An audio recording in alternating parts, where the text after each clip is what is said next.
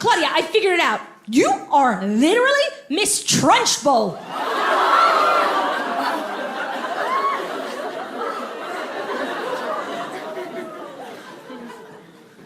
Sir, Miss Trunchbull is a character from a film. She's the villain in the film Matilda. I don't know if you've seen it. It's an Oscar-snubbed film, in my opinion. It stars Danny DeVito, the little bitch, Matilda. And it's really incredible. And Miss Trunchbull, she's the villain. And I really don't like to use this word, but she's a cunt. And she's...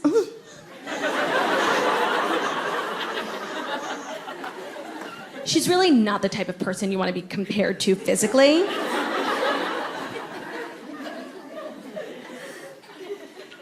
I don't want to be mean, but he doesn't know what she looks like and I have to describe her accurately. I don't want to be mean. Okay.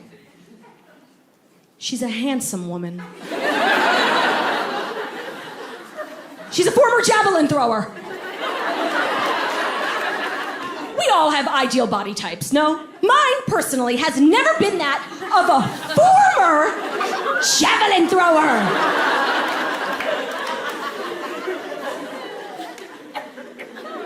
Suffice to say, I'm hurt. And normally I'm very reactive, but I'm on drugs. So I'm feeling very introspective. I'm like, damn, shit, I feel like I've been shot.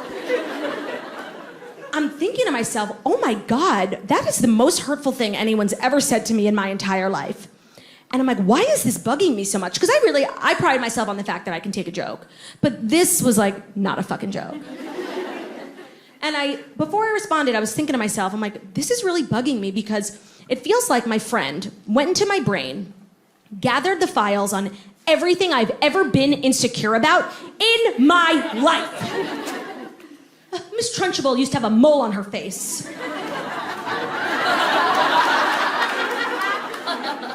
used to have two!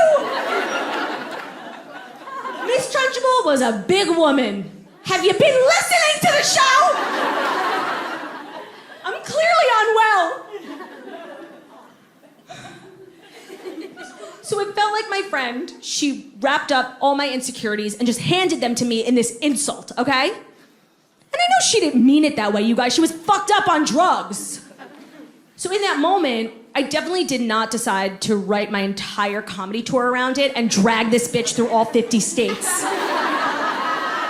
I didn't. But her name is Dana. She lives in the West Village. After the show, we ride!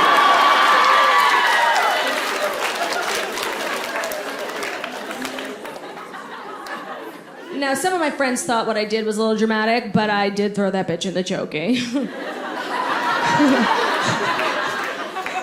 It couldn't be helped.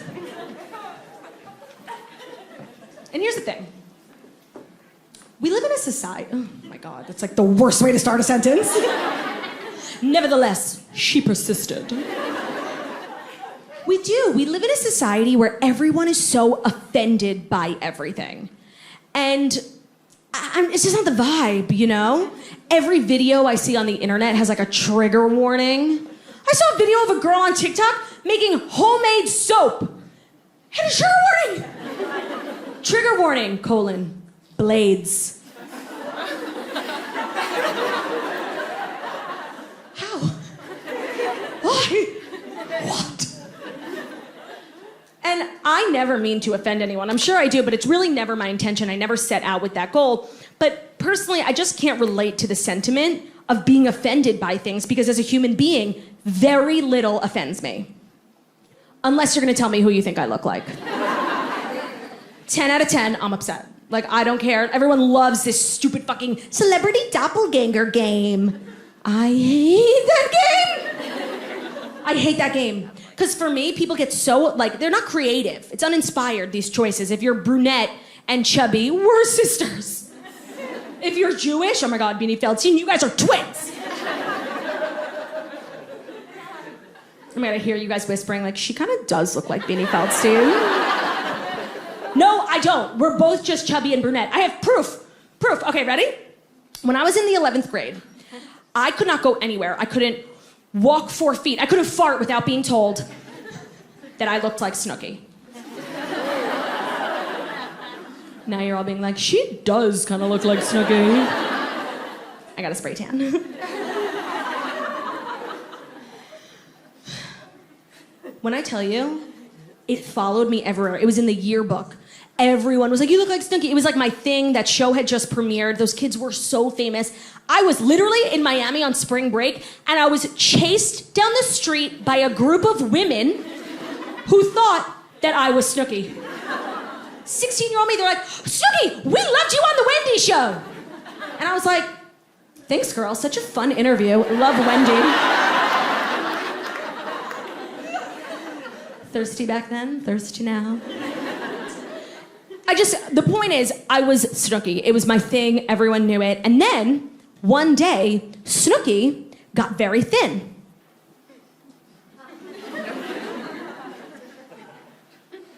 Yeah. Wanna know what happened next? Nobody ever compared us ever again. We never looked alike. She's from Chile. I'm an Ashkenaz Jew. Question mark. But something you guys actually might not know about me is that right before the pandemic, I was training for the marathon.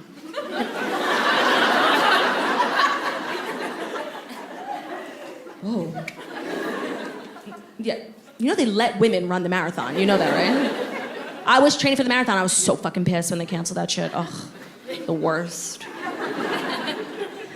And then obviously, they brought it back the next year, but I was like so busy. You know, clam bakes, trips to the Cape. And then the year after that, I was planning on running it, but I figured, monkeypox would cancel it. I was really rooting for monkeypox, I'm not gonna lie. Lean in, everyone, lean in. Lean the fuck in. Like, I'm the one doing all the work up here. Move in. Monkeypox? Yikes. Oh my God, I can't imagine a worse disease. Like, you get big, juicy white pimples, and like you're not allowed to pop them. I honestly think I would prefer cancer. Claudia, that's not funny. But it is, And I'm just genuinely, can I say, thrilled to be in New York performing. I've missed you guys so much.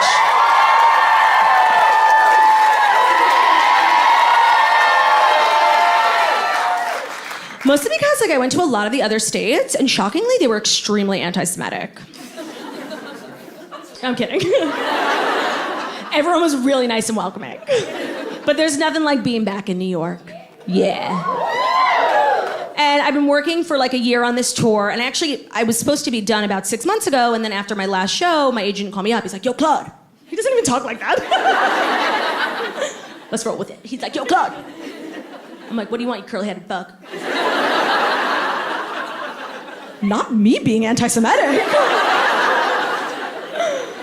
He was like, we gotta get you back out there, more shows. Let's do a big one in LA. We'll invite a bunch of buyers and like town scouts. Like, let's do it. And I was like, no. Mostly because I don't really like to work, But also because I'm like John Mayer, I don't think I want to go to LA anymore. Yeah. I'm like John Mayer, but I don't pee on the women I have sex with, You didn't hear it from me. Kobe. That's how you do it, right? Yeah, like a fun fact about me is like, I do not fuck with LA. Like, I do not like it over there. Mostly because of the people. They're horrendous. And like so self-righteous in the way they talk so slow. It's like, what do you want? Spit it out. It's infuriating. They're like, hi. Hi, I'm Rain. I have my own kiln, and my dress is made of wheat. I just like literally hate LA, the people, but also because LA is not what I like to personally categorize as a fat-friendly travel destination. If you know, you know. If you don't know, thin privilege. Yeah, that's right. And I've actually thought for so long that it would be lit if I started a travel blog called fatfriendlydestinations.com. Like, I think that would be like really fucking helpful, no? Nobody's marketing towards the horizontally challenged. Like, lean in.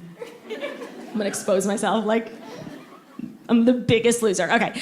I actually thought of this idea like 5 years ago that if there was a travel blog towards like, you know, targeted towards fat people, it would be really successful. And ever since I thought of the idea, I like live in fear that someone is gonna think of it and like take on my idea and I'm not gonna make any of the money. So I actually own the domain name fatfriendlydestinations.com, yeah. 99 cents on GoDaddy. It's the American dream! I'm not done, lean in.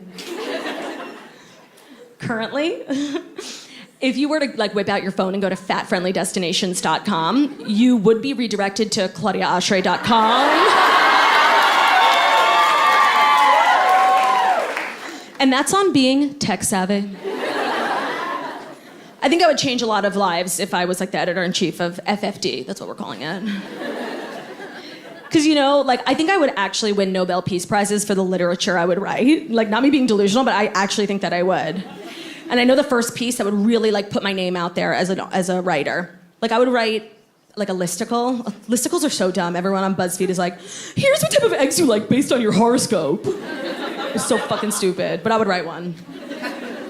But I would do, like, a roundup. Here are, like, my 35 favorite hotels in the world that have towels slightly larger than a handkerchief. Yeah, what the fuck is that? I get to the hotel, I see the towel. I'm like, oh, they gave me a special towel just for my areola? That is so thoughtful. It's so annoying. Everywhere I go. I was just in Europe. Yeah. Goes to Europe once. But I was in Europe. And it was a really treacherous travel day for me. It was like a 9-hour flight. And I travel with like a Jewish body. We don't travel well. I'm like sweating like an animal by the time we land, and I had gotten a spray tan before the flight. Yeah. So I had like, you know, those brown crustaceans betwixt my breasts. It was fun. By the time I got to Italy, I was like, you know what? I think I need to take a shower. So I get to the hotel. Gorgeous facility, really stunning architecture. Get to my room, I take this freezing cold shower, and I'm just feeling grateful for Italian water. I'm like, this is Gordo, Miranda, Lizzie, like I'm loving it. Thank you, Paolo, for this beautiful shower. And I get out of the shower, I wrap the towel around my body, and then my whole pussy's hanging out.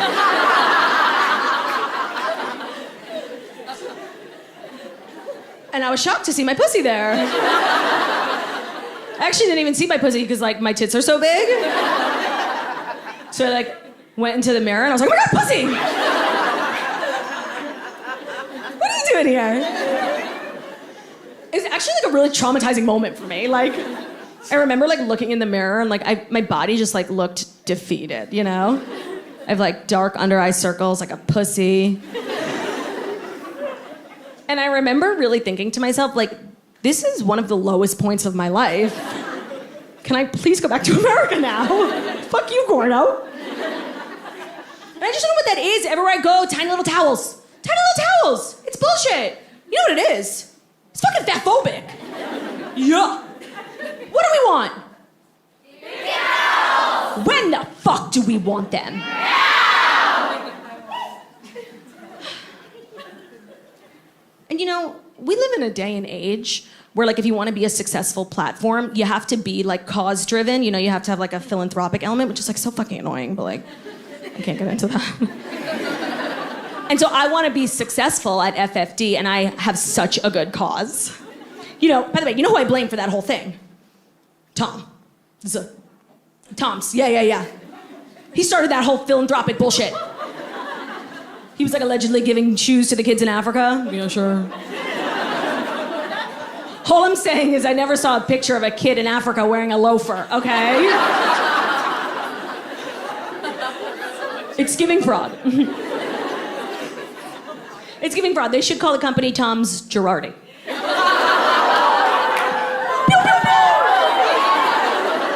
My teachers used to do and say, and I'm like blown away by how fucking dumb they are, you know? Anyone else ever experienced that? Like just mind blown that the people who were in charge of you as a child like graduated college? Twice! Like everyone remembers, my teachers used to always say this. Claudia, sit down. The bell doesn't excuse you. I do.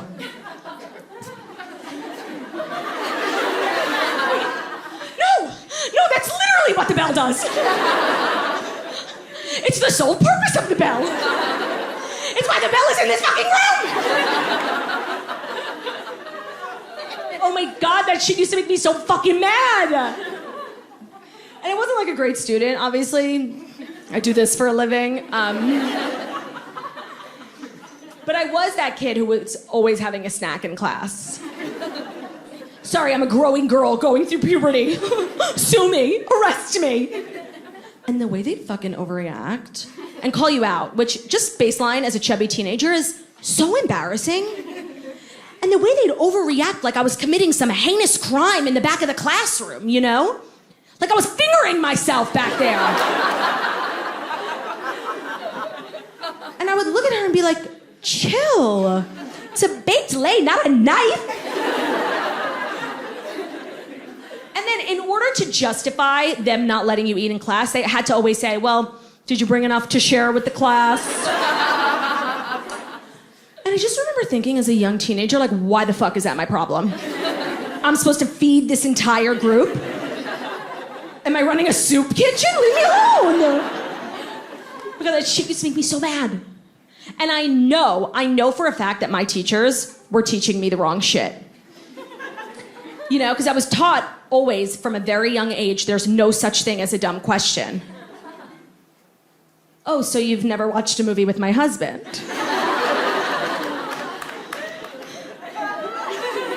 No, Ben, I'm watching the same movie as you. I have the same fucking information. And you know, if you stop pausing it and just watch, we'll find out what happens. Isn't the cinema amazing?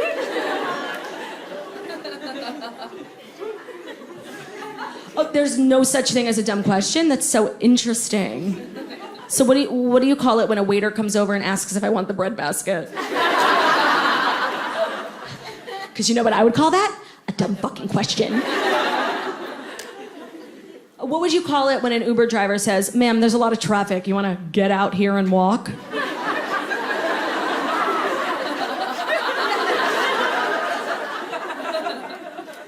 I would call that a dumb fucking question. But by far, in my opinion, the most egregious, the most heinous crime our teachers ever committed. I know everyone in the room can relate to this experience. You know, it's that moment in class, you're just minding your own business, doodling, staring at the clock, willing it to move, thinking to yourself, okay, if I do 5 minutes 3 times, I'm out of here. And then just like a ton of bricks, it would hit you like, oh my God, I'm gonna shit my pants.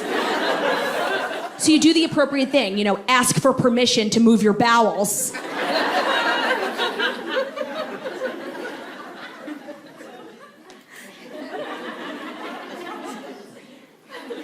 Hi, Miss Goldberg. I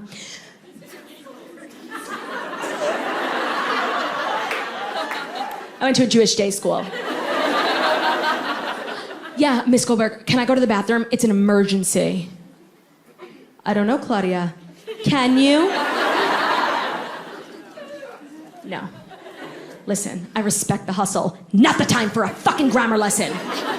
Seriously, I had an iced coffee for breakfast. Do you want me to take a dump in the middle of the room? Because it sounds like that's what you want me to do. Yes, I poop like this. Oh my God. And speaking of school, does anyone in this room do drugs? I don't. I would never. Drugs are bad. Say no to drugs, unless they're free. I would never, ever, ever do drugs. No. That's the end of the joke? No, I did recently have the opportunity. The opportunity recently presented itself. for me to try mushrooms. Yeah. When I tell you it was one of the worst experiences of my life, like, nobody warns you about the taste. You know, a lot of people give you advice before you do it. They tell you, don't look in the mirror, get out of the city. They give you like dumb advice, and none of it is helpful. But I thought someone would have warned me about the taste, and nobody did. So the second I digest them, I'm like, holy shit, nobody mentioned the taste. I got bad ones. I'm not gonna be okay. Nobody mentioned the taste. And I'm freaking out. My husband was the one who gave them to me. I'm like, bitch, what the fuck did you put in these mushrooms? And he's like, chill. It was a recipe I saw on the Food Network. It's a little garlic, a little olive oil. No, I'm kidding. I didn't actually eat a vegetable. I did drugs. Yeah, what are you gonna do? Gonna report me? Gonna call the cops? Do it. I wish you would. Take me away. Oh, the cops are here. Stabler, no.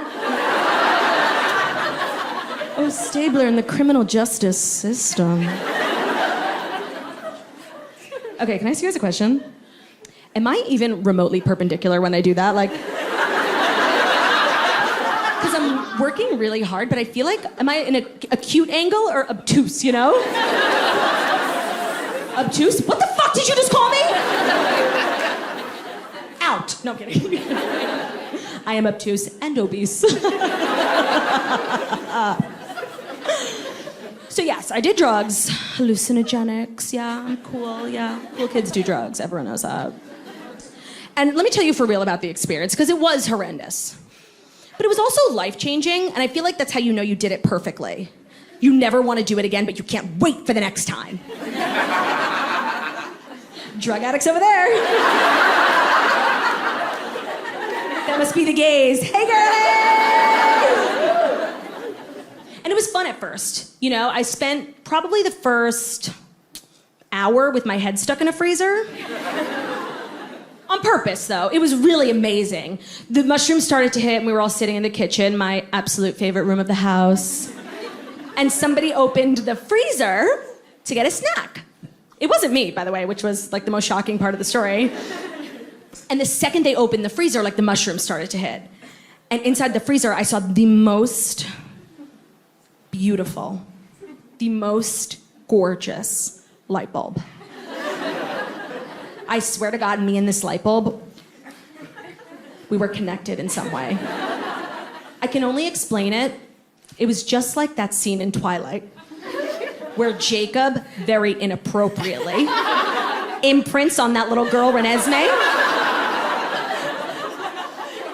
The light bulb imprinted on me. I was speechless. I was just overjoyed. It was literally Michelangelo painted this light bulb. Every time one of the strobes from it would hit my eye, I was literally crippled. Like, I need Jesus. And I'm a Jew.